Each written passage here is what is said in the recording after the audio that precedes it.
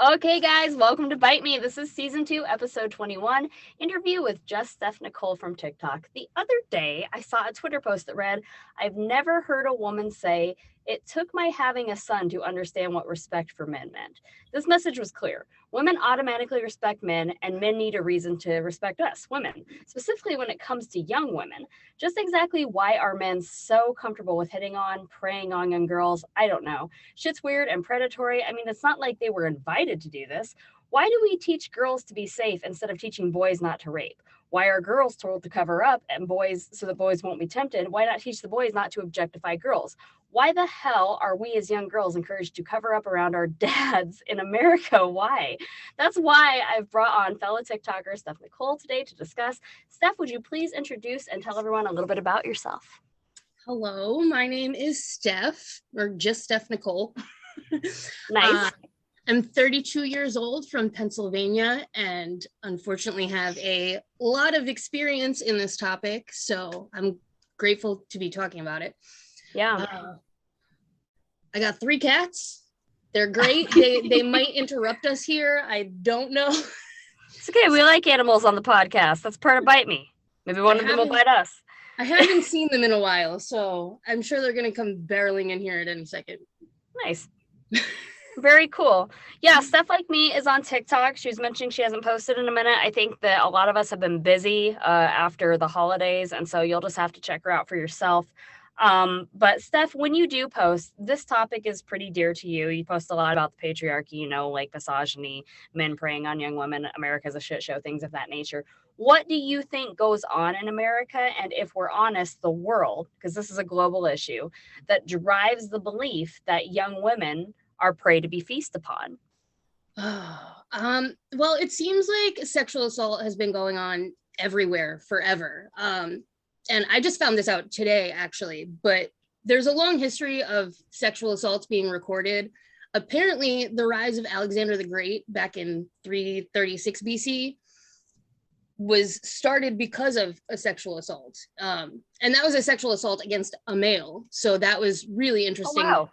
Someone documented that because people don't really talk about sexual assaults and men Yeah. or males at all. But every 68 seconds, an American is sexually assaulted. So I'm sure it's a lot as we speak, sadly. As we speak. Yeah. Wow. Yeah. But as far as what drives the belief, I don't think there's a singular reason. Motivations like just criminal attitudes, anger, power, intimacy deficits. That's a fun one. Yeah. All contribute. I think every situation is different and it just needs to be addressed across the board. My friend Siobhan, running with scissors on TikTok, maybe you follow her, she just had a baby. She always says men hate women. And that's the root of it. Violence against women, men hate women. But you talk about reference to the first ever sexual assault being recorded was against a man. So that's interesting from a patriarchal standpoint, but all around sexual assault, I think we can collectively agree is bad. Definitely. Do you believe that it's worse in America than other places, or are there cultural differences elsewhere that maybe change the dynamic? I think it's bad everywhere. I just think it's different. Like in other countries, it seems to be more of a cultural thing, while here it seems to be more of a power play. Yeah. Like the anger, just men seeing themselves above women and just knowing that they can pretty much do whatever they want and there really isn't repercussions. Yeah, it is like that. Very insidious, like almost like a trophy. Isn't that gross? It is. It's gross. And I also found this out today, which I saved all the links, but yeah. Apparently that there's a higher incidence of less serious sexual assault rates in Canada, but in America, there's a higher incidence of more severe sexual assault cases. So are you saying that they're more violent in America, or what? It seems to be that way. It seems to be, there's these people, they did a study between America, Canada, and Mexico as far as sexual assault and all that. And the reports, because we can't have all the numbers because so many people don't report, but the report showed that in Canada, sexual assaults like touching and advances in the workplace seem to be more of the issue, while here it's like violent rape and actual physical contact. And Well, that's scary. I don't want to make a joke out of it, but Canada is very polite. Well, True. don't you know? Oh, you're going to file a sexual harassment report, don't you know? I don't know. But that is He awful. said please, but I still didn't want it. Right. No, that's terrible. I am going to hell. No, it is awful. And I do think that you're right. I think it comes down to like this sort of subconscious thing in the men's brain. And okay, like here's where it's at for me.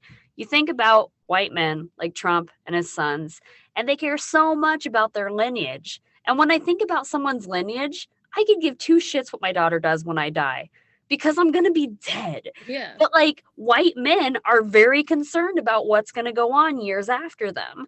So for them, I feel like it is, like this sort of like medal of honor, like I'm going to get one over on the women. We have to be on top. And to that end, we have to be like, they're not just going to rape a woman. They're going to like really rape a woman, like really break her down to get that edge.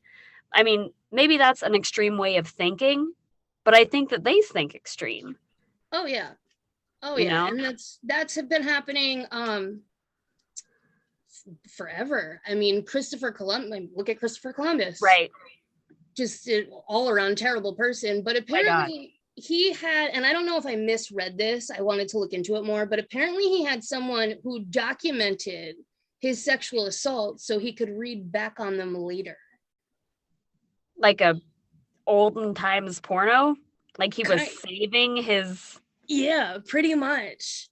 Well, that's pretty on brand for Christopher Columbus, I gotta say. I mean, I've heard just terrible stories about him and the Native American people and things that still affect the Native American people to this day, like the fact that people still call them Indians.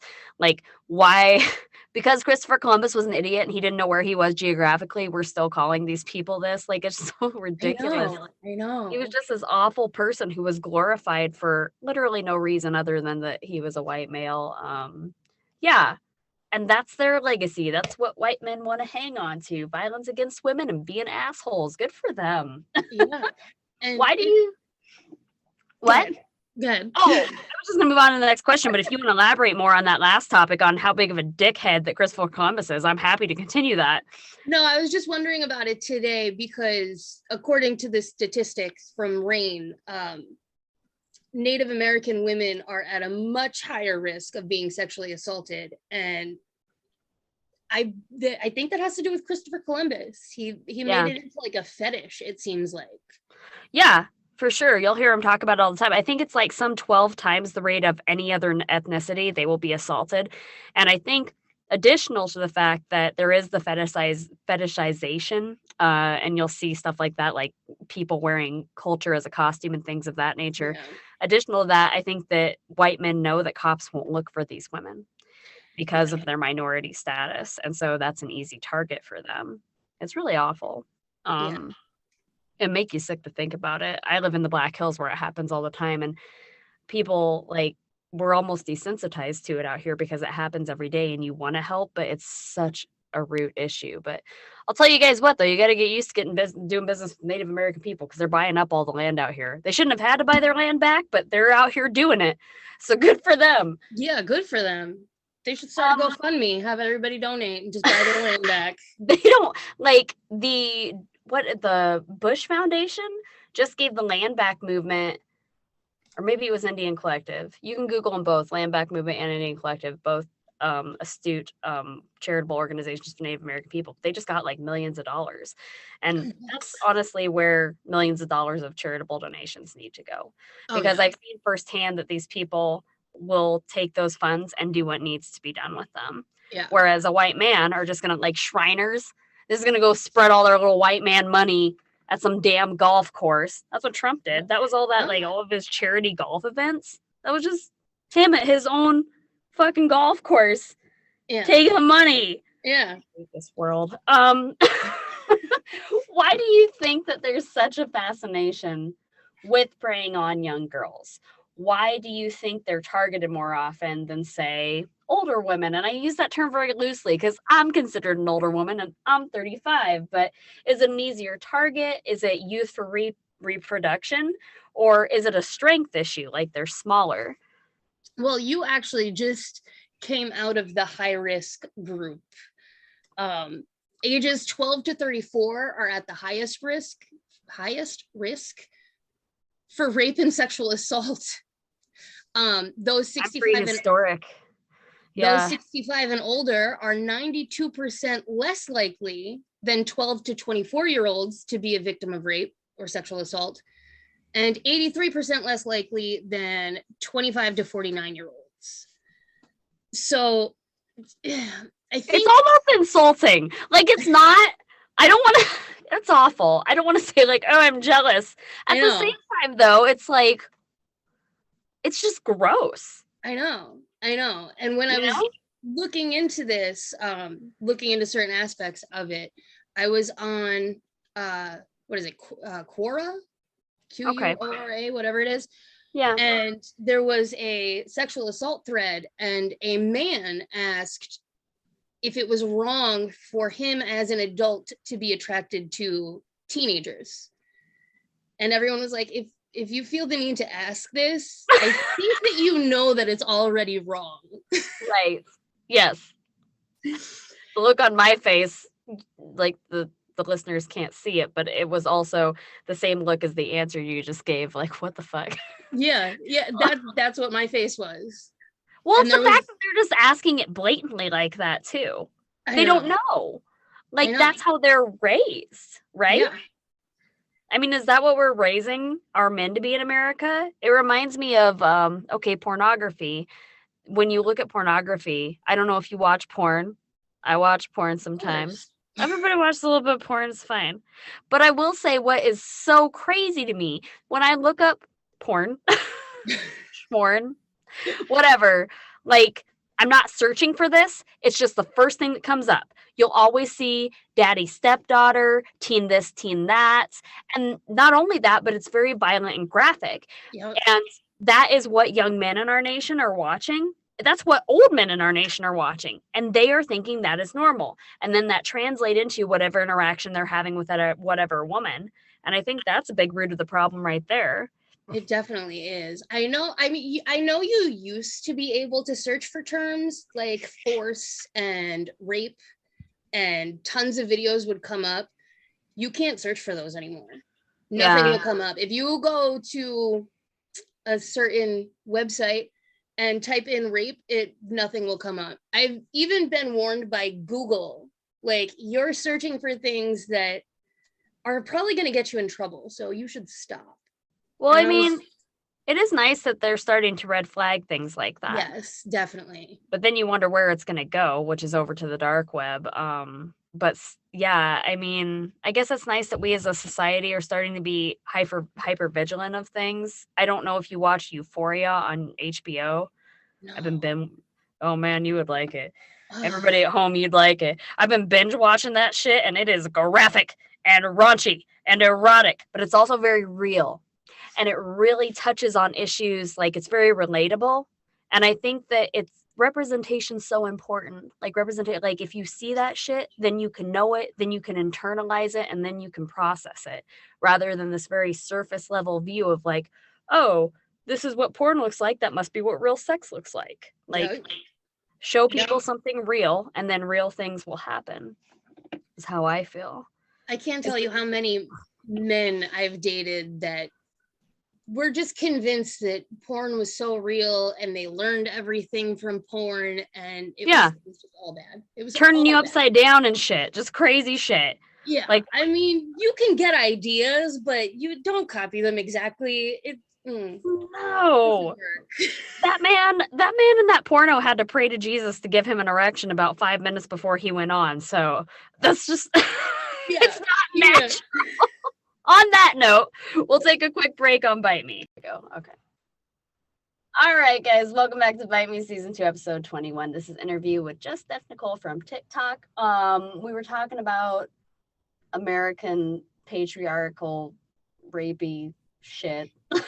What do you think, Steph, that the men can and should be doing better? And what should the world be doing better to change the dynamics of what we're facing? I don't want to say protect women, but how can the world be better for women? Well, as far as men need to address their toxic masculinity. Yes. They need to address it, and because at this point, it's not that it's taught, it's just become so commonplace that it just kind of happens now. Yeah.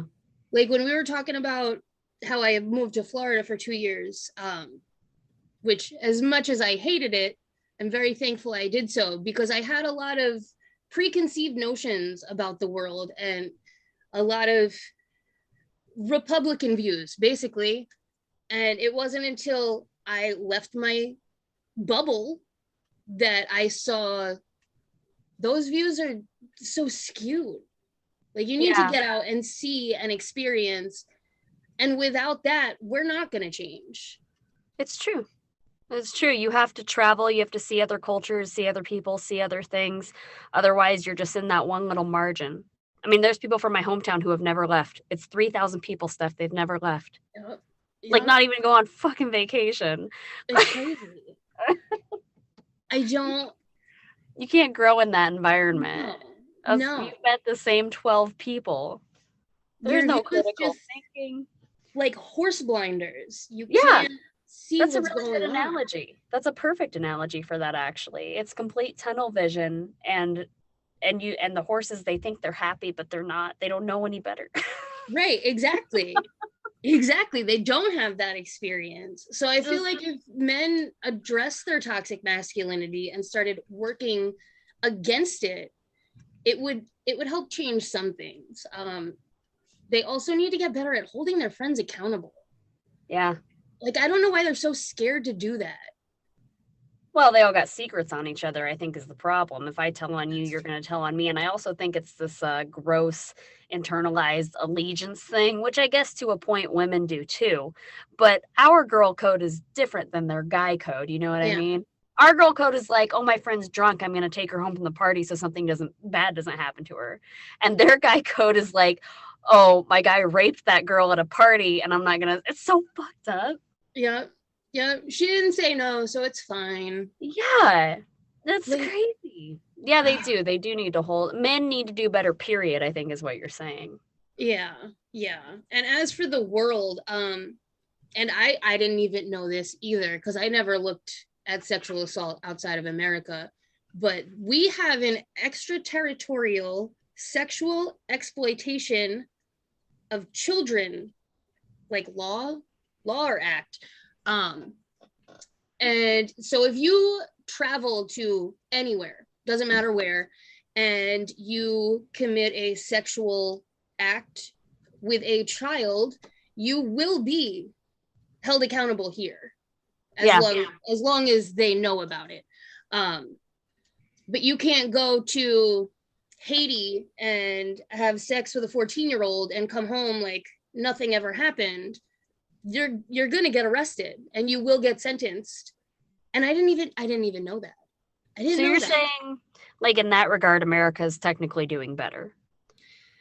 I think that's helpful, but I think we need a world treaty. Yeah. So other countries do the same. Like, you can't leave Haiti and go to Sweden and have sex with a 14-year-old and then go home and you're fine. If we had a world treaty and everyone was treated the same, I think that would be really helpful. Like a universal law would hold more people accountable. Yes, because so many countries have different definitions for rape and sexual assault.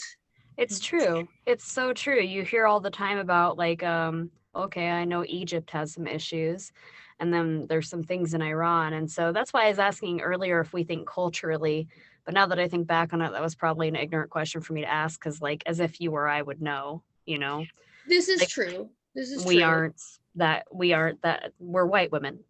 and we can't know because we're white women. So, but I do think just from a perspective view, like you were saying, culturally things start to blur the lines in some places. Perhaps if there was a more universal aspect. I get that when we get into the teenage years, maybe there's, but something, I mean, 14's young, 15's young.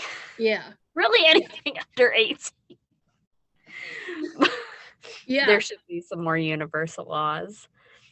But on that note, I mean, since the beginning of time, the patriarchy has seemingly existed, even in other settings, even in other cultures, even in other ethnicities, even though it's called something else, maybe in other places. As long as they continue to exist, will things ever get better?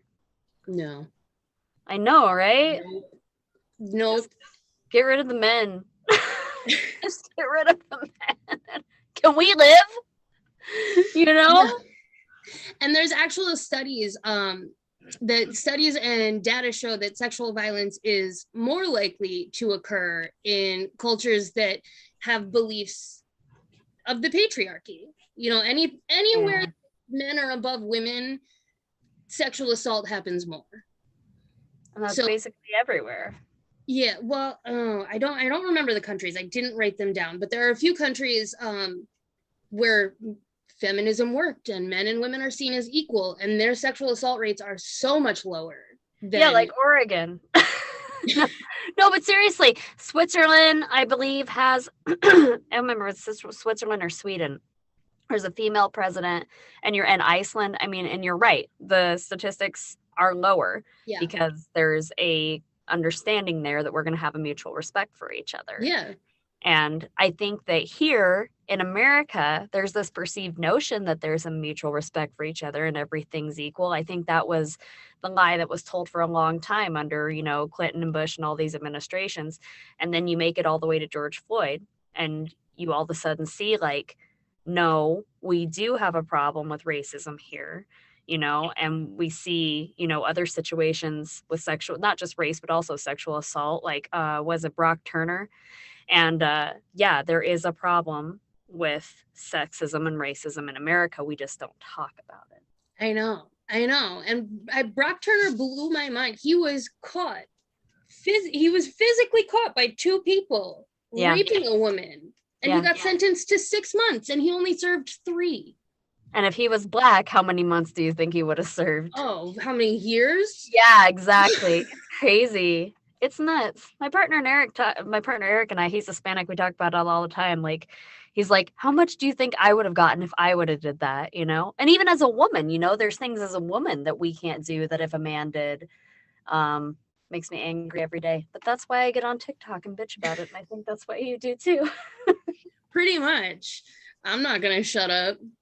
I mean, it sounds like you have experience in this arena. And in particular, is there an experience in your mind that stands out to you that makes you passionate about this topic or prompted you to get on TikTok and talk about it? What do you wish to tell young girls who are facing this issue today? Well, I started my second channel. I sat here for a long time and I kept seeing TikToks. I follow one girl who was groomed by her stepfather for years. Wow. And I've seen stories on TikTok, and I was wondering how many people, let alone kids, want to speak up, but they're too afraid to speak up, because that's how I was. Okay. So my first experience with sexual assault was at 13. I actually had 2 in the same month, but the first one I was unaware was sexual assault. But I was at a friend's house and we were all hanging out. It was right after Halloween, and I'll never forget it because I was eating Halloween candy when it happened. I was very excited about the candy. I'm so sorry. So I joke way too much. That's I get it. Coping mechanism. But I was at a friend's house. I was with a bunch of other friends, and his uncle had come over, and we spent the day with him. It was a nice day. He got us beer. We went and ran errands. We went to his house, and we went back to my friend's house so that the uncle could watch my friend's younger sister. Well, the uncle's wife, his name was Monster. by the way. They called him Okay. Uncle Monster. That was his nickname, which great I'm already foreshadowing. thinking this is going a poor direction. Great Please foreshadowing. continue. He's buying 13-year-olds beer. His name is Monster. We are heading all the red stoplights here. And nobody, I didn't see anything wrong with it because it had never been talked about. You were 13. Yeah, and also it's 13. yeah. So we went back to the house and his wife and John's mother left. So he was the only adult. And we were all outside and slowly everybody started to go back inside. And he starts inching closer to me and he's like, let's go for a ride. And I was, for why? For what? And he wouldn't answer.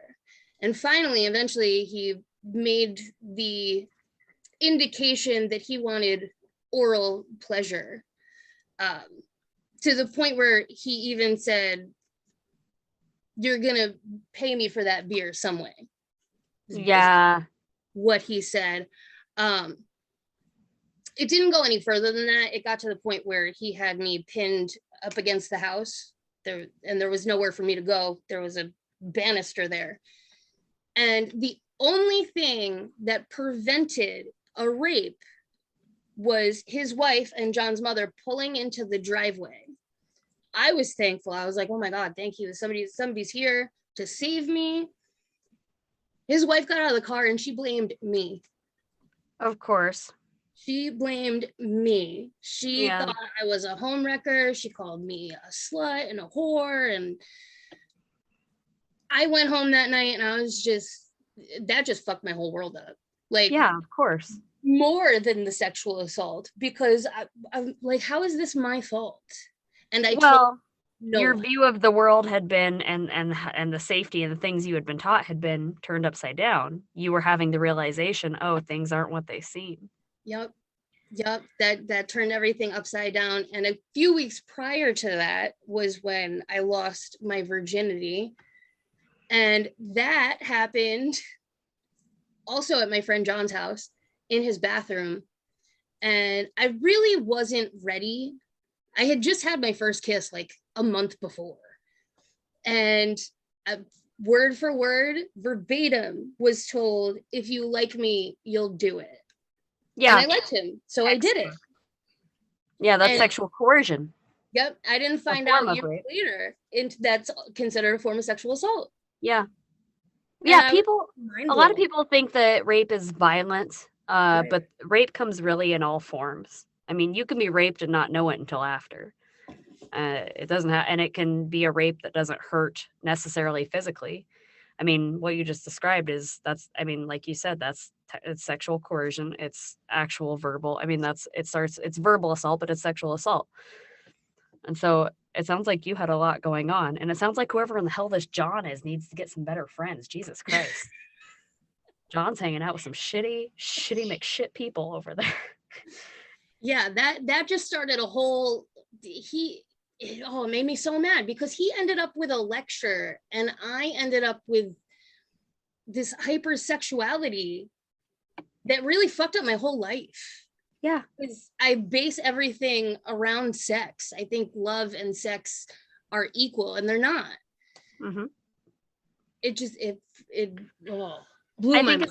Millennial children, we grew up having that. I mean, as I said earlier, representation really does matter and it really is everything. We grew up with those videos of those girls being sexualized. I mean, it was like American Beauty. I mean, it was constantly in our face that older white men are to be adored and younger white women are to be objectified, and that is your only worth in this world, is to present what you have in your body. And then on top of that, you have this woman who's mad at you for her husband almost assaulting you, which we know now probably psychologically is her own internalized shit. But for you at 13, that's very traumatic. Like everything you just described is very traumatic. And I can see how it would pave the way for many years of trauma to continue on from that, because then you're placing your judgment on those experiences. And I went through the exact same thing. And I know that a lot of millennial women went through the exact same thing.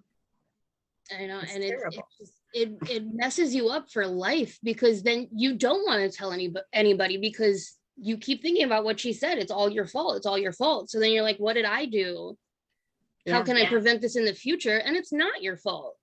Yeah. He had to be like mid-30s, early 40s at this point, and I was 13. Yeah, it's the kind of thing that'll make you really angry at this point in your life. And that's why we get on TikTok. But I have to admit, it's been a very healing experience for me and everyone I've talked to, because we don't say this before, but now we said it. And like, you see other people out there who had similar experiences and you're like, oh, we're not the problem, it's you. Yep. And we put it back on them. Yep. And hopefully it'll get to the point where this just I want to get to the point eventually where this just doesn't happen anymore. And that might be a pipe dream, but I don't think it is. I think that things just take time. Yeah. And I mean, people say I'm naive to think this, but I really do think in 20, 30, 40 years, because they say by then the white people will be the minority, I think that's when we'll start to see some changes. Because like culturally, you know, some minorities grow up with different values. And, you know, you won't see this breeding grounds, like literal breeding grounds for these white cookie cutter people anymore. Conservative, keep the family, don't say anything, don't do anything that looks, you know, there will be room for imperfection in the future. And I think that it will get rid of these societal conservative norms and bring in these norms of expectation where we will have a mutual respect. That's a mouthful. Yeah. It really is. I just have to say how much I envy, and I really would like to know where this came from, how much I envy Gen Z for the way that they call people out and they don't give a fuck. Dude, it's true. It's fucking true. My brother, like, there's a quote somewhere, it's like, they won't ask for extra ketchup, but they'll punch a police officer. And that is my brother to a T. If we went to Rainforest Cafe in Vegas and he wouldn't ask for salad on his dressing, but then he saw some woman in the street that was like being beaten and he was like, no, like, but good for them because they have priorities right, you know? Yeah. I give them props because I still am undoing the misogyny. I'm still undoing, oh, you got to keep quiet. You don't want to rock the boat. Yeah. It's awful. Why anyone would tell someone they love that? What? I don't understand. I don't. It was pounded into us for many, many, many years. Millennial women, Gen X women, and we've all seen the boomer women. Like, you really can't teach an old dog new tricks. Like they are in it at this point. And so I give props to us for continuing to at least try to break those boundaries down. I think it's a process every day. Yeah. But hopefully by telling our stories, other women are encouraged to tell theirs too. And I just think that that's great. I think it's the most beautiful thing about TikTok. You never could have convinced me when I got on TikTok that this is what would have become of it, but it's turned out to be so wonderful. Yeah. And that's why I started the second channel and it grew so fast. I got up to, I think 15K in a little over a month. And then because it's so relatable. Yeah, I got sick. And I still have a whole bunch of stories and I feel awful because I started it with the idea that if you don't want to be the face of your story for whatever reason, send it in and I will read it. Because people still need to hear your story, even if you don't want to be attached to it. And so many people were like, oh, this helped me so much. But then I started getting my videos reported on TikTok. And I was like, I don't want to lose this account. So now I'm stuck in this. Do I keep going with TikTok or do I try and move to another platform? I'm stuck. I would keep going with TikTok. They all give us a hard time every now and then. And legally, they cannot shut you down for talking about somebody's sexual assault. If you're describing a sexual assault that you plan to do for erotic purposes, I don't know. TikTok is it's a hell of a drug, man. It really is. It's a strange. I want to sit here and say they can't shut you down for talking about sexual assault unless it's one that you're like unless it's like a pornography, you know what I'm saying? Yeah. But I've also seen them do just crazy shit. Like people call people the N-word and nothing happens, but then somebody fights back for being called the N-word and then something happens to them. So it's hard to say with TikTok, but it is. So Do you have anything, I mean, speaking of your extra channel, do you have anything that you want to plug, advertise, any charity commentary of your choice that you want to mention before we go? I would definitely say the second channel, I'm planning on starting to post again. I What think is the name? it's was official with 2 W's. So Okay. WWAS period official. Okay. And I named it We Will Always Survive, and then shortened it down to, Aw, because that's very nice. that was something that happened to you. That's not who you are now.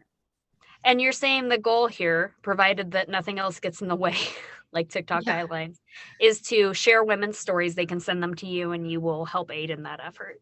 Yes. Eventually I want to turn it into a nonprofit, I'm thinking. And there are a lot of great organizations like RAIN for people who have been sexually assaulted. I do feel like males are greatly underrepresented on this topic. And while females are more likely to get assaulted, every 1 in 10 is a male. Yeah. So it happens a lot less, but it does happen, and they don't get the representation that they deserve either. Young men, typically, boys. Yes. Yeah. Or even members of like LGBTQ. I know that that's common, you know, and a lot of in sports arenas as well, unfortunately. And religion. And religion, yes. And music. Yeah. And music, yeah. Yeah, a lot of shit going on. Well, I want to thank you, Just F. Nicole, for being on the podcast today and for sharing your experiences with us. I want you guys to go follow her, go check her out. This will be the end of this episode of Bite Me. Go check me out on the Truthful Gamer website, Insta, and Twitter, and we'll see you guys next time.